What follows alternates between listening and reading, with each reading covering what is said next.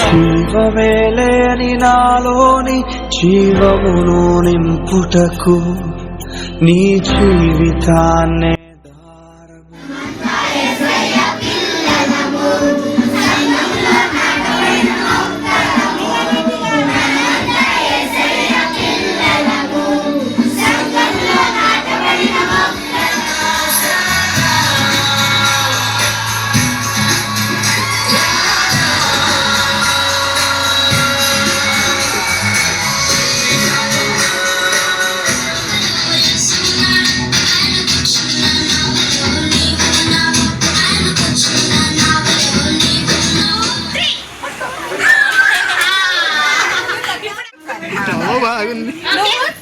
అమ్మ పట్టుకునే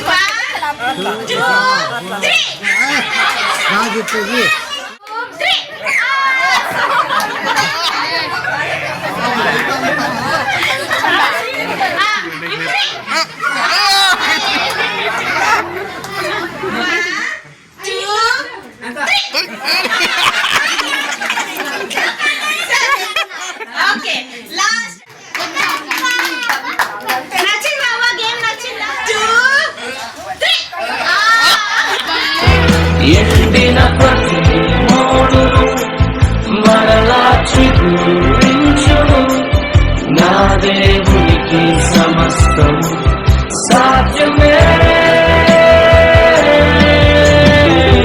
అవును దేవుని ప్రియ సంగమా,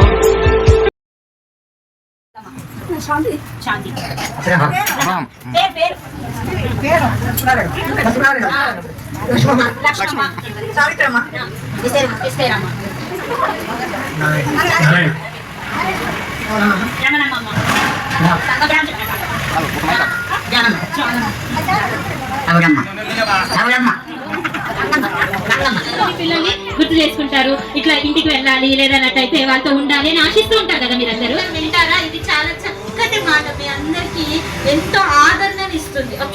ముదిమి వచ్చే వరకు నిన్ను ఎత్తుకొని వాడను నేనే, తల వెంట్రుకలు నెరయు వరకు నిన్ను ఎత్తుకొని వాడను నేనే, నేనే చేసి ఉన్నాను చంక పెట్టుకొని వాడను నేనే, నిన్ను ఎత్తుకొనుచు రక్షించు వాడను నేనే. హల్లెలూయా.